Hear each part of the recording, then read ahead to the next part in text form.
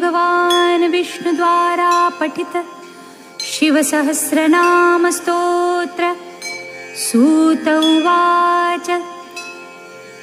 श्रूयतां भो ऋषि श्रेष्ठा येन तुष्टो महेश्वरः तदहं कथयाम्यद्य शैवं नाम सहस्रकम्। विष्णुरुवाच शिवो हरो मृडो रुद्र पुष्कर पुष्पलोचनः अर्थिगम्य सदाचार शर्वशम्भुर्महेश्वरः चन्द्रापीडश्चन्द्रमौलिर्विश्वं विश्वम्भरेश्वरः वेदान्तसारसन्दोह कपाली नीललोहितः ध्यानाधारो अपरिच्छेद्यो गौरीभर्ता गणेश्वरः अष्टमूर्तिर्विश्वमूर्तिर्श्रीवर्गस्वर्गसाधनः ज्ञानगम्यो दृढप्रज्ञो देवदेवस्त्रिलोचनः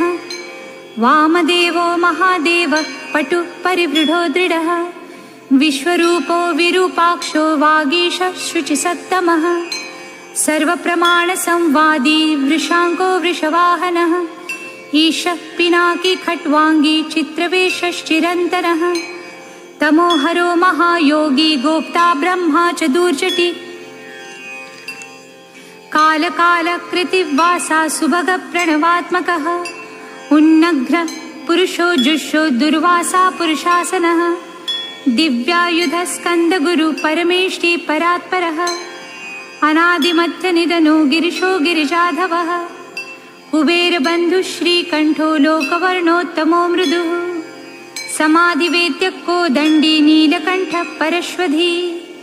विशालाक्षो मृगव्याधः सुरेशः सूर्यतापनः धर्मधाम क्षमाक्षेत्रं भगवान् भगनेत्रभित् उग्रपशुपतिर्स्तार्क्ष प्रियभक्तः परन्तपः दाता दयाकरो दक्ष कपर्दी कामवासनः श्मशाननिलयः सूक्ष्म श्मशानस्थो महेश्वरः लोककर्ता मृगपतिर्महाकर्ता महौषधी उत्तरो गोपतिर्गोप्ता ज्ञानगम्यः पुरातनः नीतिः सुनीतिः शुद्धात्मा सोमः सोमरतः सुखी सोमपो अमृतप सौम्यो महातेजा महाद्युतिः तेजोमयो अमृतमयो अन्नमयश्च सुधापतिः अजातशत्रुरालोक संभाव्यो हव्यवाहनः लोककरो वेदकरः सूत्रकारः सनातनः महर्षि कपिलाचार्यो विश्वदीप्तिस्त्रिलोचनः पिनाकपाणिर्भूदेवः स्वस्तिदः स्वस्तिकृत्सुधी धातृधामाधामकरः सर्वगः सर्वगोचरः ब्रह्मसृक् विश्वसृक् सर्ग कर्णिकार प्रियः कवि शाखो विशाखो गोशाख शिवोऽभिषगनुत्तमः गङ्गाप्लवोदको भव्य पुष्कलस्थपति स्थिरः विजितात्मा विधेयात्मा भूतवाहन सारथिः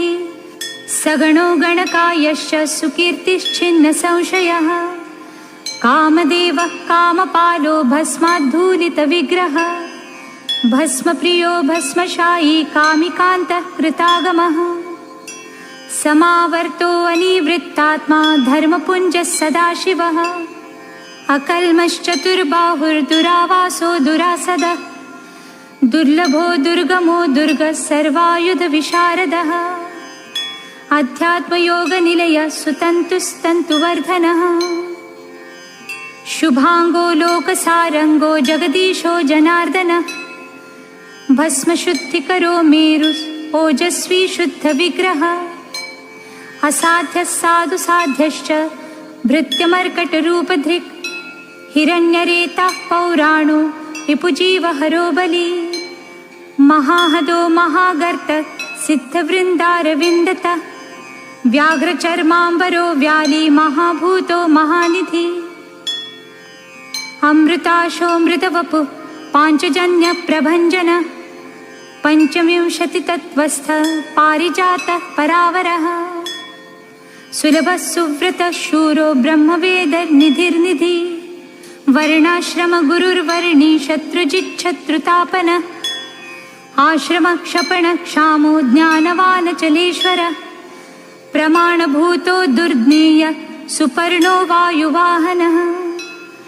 धनुर्धरो धनुर्वेदो गुणराशिर्गुणाकरः सत्यसत्यपरो दीनो धर्मांगो धर्मसाधन अनंतर दृष्टिरानंदो दंडो दमयिता दमः अभिवाद्यो महामायो विश्वकर्म विशारद वीतरागो विनीतात्मा तपस्वी भूतभावन उन्मत्तवेष प्रच्छन्नो जितकामो जितप्रिय कल्याण प्रकृति कल्प सर्वलोक प्रजापतिः तरस्वी तारको धीमान् प्रधान प्रभुरव्ययः लोकपालो अंतर्हितात्मा कल्पादिक कमलेक्षण वेदशास्त्रार्थ तत्वज्ञो नियमो नियताश्रयः चंद्र सूर्य शनि केतुर्वरांगो विद्रुमच्छवि भक्तिवश्य परब्रह्म मृगवाणार्पणो नघ अद्रिरद्र्यालय कांत परमात्मा जगद्गुरुः सर्वकर्मालयस्तुष्टो मंगल्यो मंगलावृत महातपा दीर्घतपास्तविष्ठस्तविरो ध्रुव अह संवत्सरो व्याप्ति प्रमाणं परमं तप संवत्सरकरो मंत्र प्रत्यय सर्वदर्शन अजः सर्वेश्वरः सिद्धो महारेता महाबल योगी योग्यो महातेजा सिद्धिः सर्वादिरग्रह वसुर्वसुमनः सत्य सर्वपापहरो हर सुकीर्ति शोभन श्रीमान वेदांगो वेदविन्मुनि भ्राजिष्णुर्भोजनं भोक्ता लोकनाथो दुराधर अमृत शाश्वत शांतो बाणहस्त प्रतापवान् कमंडलुधरो धन्वी अवाङ्मनसगोचर अतीन्द्रियो महामाय सर्वावासश्चतुष्पथ कालयोगी महानादो महोत्साहो महाबल महाबुद्धिर्महावीर्यो भूतचारी पुरंदर निशाचर प्रेतचारी महाशक्तिर्महाद्युतिः अनिर्देश वपु श्रीमान सर्वाचार्य मनोगति बहुश्रुतो महामायो नियतात्मा धुवो धुवः ओजस्तेजोद्युतिधरो जनकः सर्वशासन नृत्यप्रियो नित्यनृत्य प्रकाशात्मा प्रकाशक स्पष्टाक्षरो बुधो मंत्र समानः सार संप्लव युगादिकृद्युगावर्तो गंभीरो वृषवाहन ईष्टो विशिष्टाशिष्टेष्ट सुलभः सारशोधन तीर्थरूपस्तीर्थनामा तीर्थदृश्यस्तु तीर्थद अपान्निधिरधिष्ठानं दुर्जयो जयकालवित् प्रतिष्ठित प्रमाणज्ञो हिरण्यकवचो हरिः विमोचन सुरगणो विद्वेषो बिंदु संश्रय बालरूपो बलोन्मत्तो अविकर्ता गहनो गुह करणं कारणं कर्ता सर्वबंध विमोचन व्यवसायो व्यवस्थान स्थानदो जगदादिज गुरुदो ललितो भेदो भावात्मात्मनि संस्थित वीरेश्वरो वीरभद्रो वीरासन विधिर्विराट वीरचूडामणिर्वेत्ता चिदानंदो नदीधर आज्ञाधारस्त्रिशूली च शिपिविष्ट शिवालय वालखिल्यो महाचापस्तिग्मांशुर्पथिरखग अभिराम सुशरण सुब्रह्मण्य सुधापतिः मघवान् कौशिको गोमान् विराम सर्वसाधन ललाटाक्षो विश्वदेह सार संसार चक्रभृत अमोघदंडो मध्यस्थो हिरण्यो ब्रह्मवर्चसी परमार्थ परो मायी शंभरो व्याघ्रलोचन रुचिर्विरंची स्वरबंधुर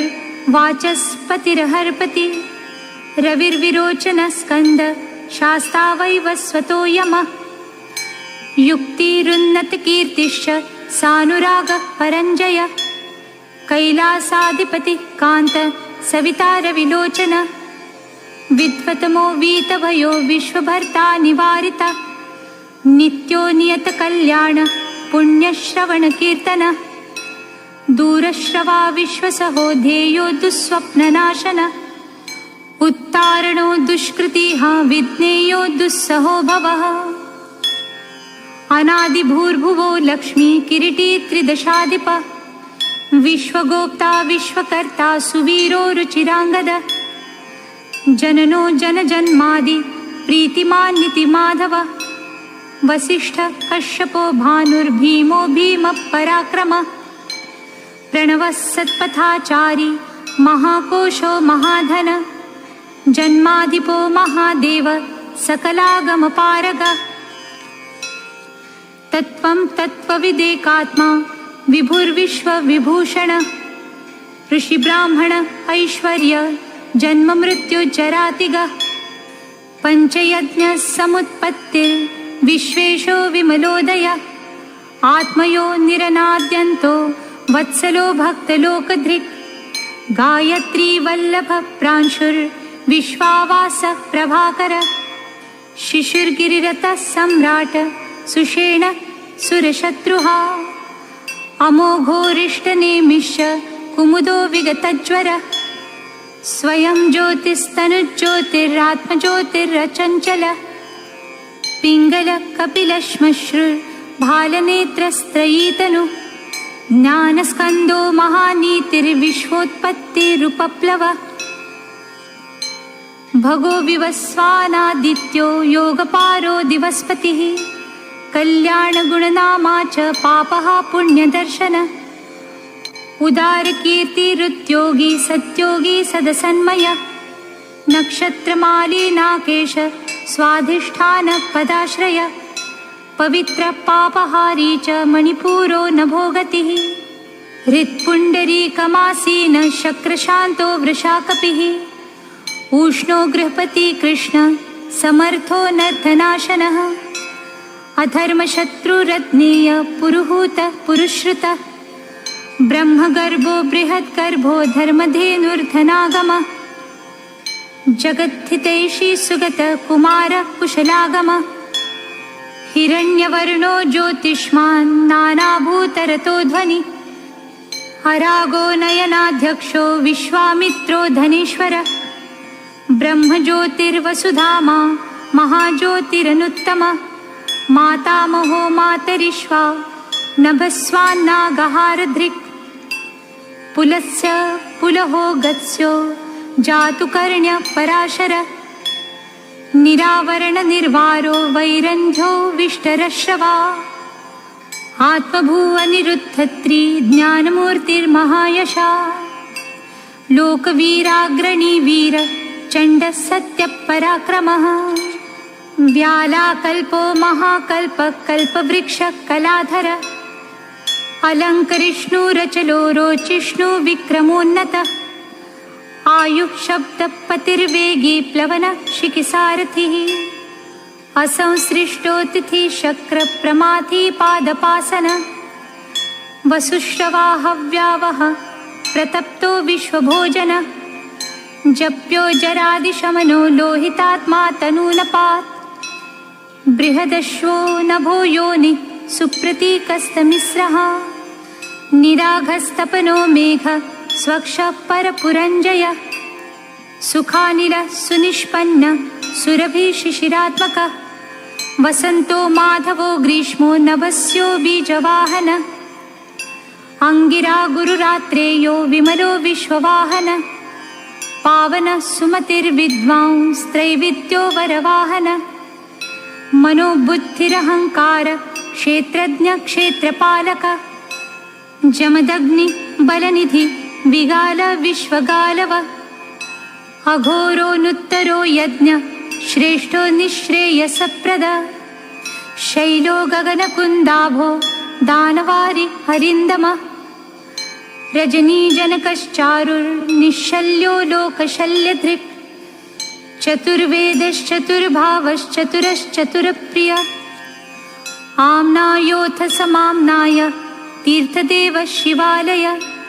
बहुरूपो महारूप सर्वरूपश्चराचर न्यायनिर्मायको न्यायी न्यायगम्यो निरञ्जन सहस्रमूर्धा देवेन्द्र सर्वशस्त्रप्रभञ्जन मुण्डो विरूपो विक्रान्तो दण्डीदान्तो गुणोत्तम पिङ्गलाक्षो जनाध्यक्षो नीलग्रीवो निरामय सहस्रबाहुः सर्वेश शरण्यः सर्वलोकधृक् पद्मासन परं ज्योति पारम्पर्यफलप्रद पद्मगर्भो महागर्भो विश्वगर्भो विचक्षण परावरज्ञो वरदो वरेण्यश्च महास्वन देवासुरगुरुर्देवो देवासुरनमस्कृत देवासुरमहामित्रो देवासुरमहेश्वर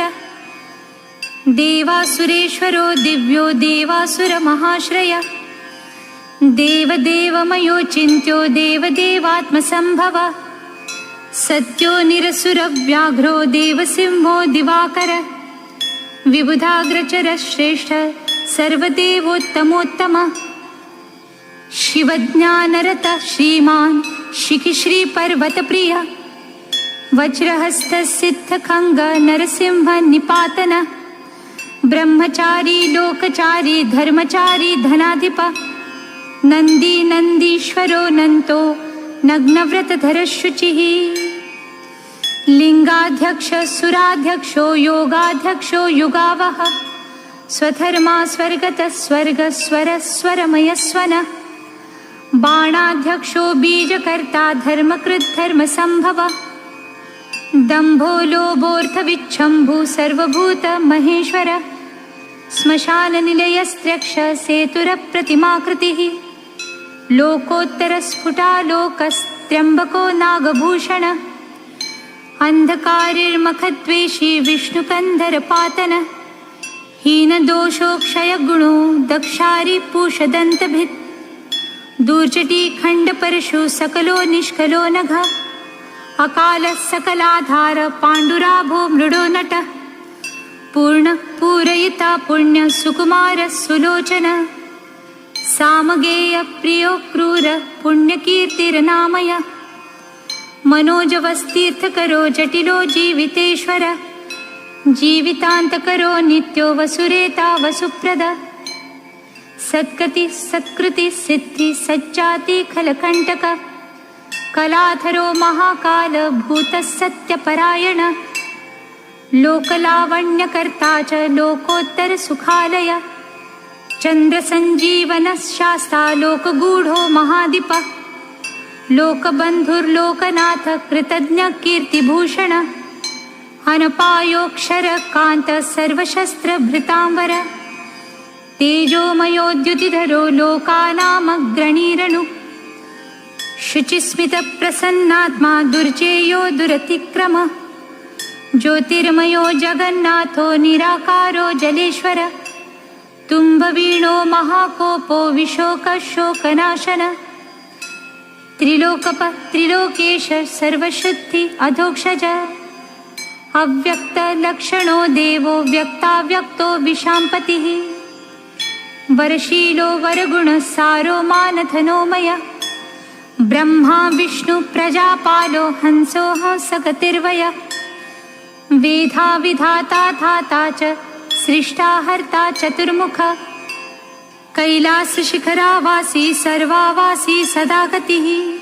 हिरण्यगर्भो द्रुहिणो भूतपालाथ भूपति सद्योगी योगविद्योगी वरदो ब्राह्मणप्रिय देवप्रियो देवनाथो देवज्ञो देवचिन्तक विषमाक्षो विशालाक्षो वृषदो वृषवर्धन निर्ममो निरहंकारो निर्मोहो निरुपद्रव दर्पः दर्पदो दृप्त सर्वतुर्परिवर्तक सहस्रजित् सहस्रार्चे स्निग्धप्रकृतिदक्षिणः भूतभव्य भवन्नाथ प्रभवो भूतिनाशन अर्थो अनर्थो महाकोश परकार्यैकपण्डित निष्कण्टक कृतानन्दो निर्व्याजो व्याजमर्दन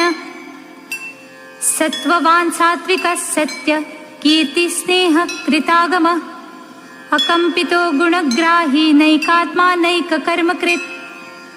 सुप्रीत सुमुख सूक्ष्मा सुकरो दक्षिणानिल नन्दिस्कन्धधरो धूर्य प्रकट प्रीतिवर्धन अपराजितः सर्वसत्त्वो गोविन्दः सत्त्ववाहन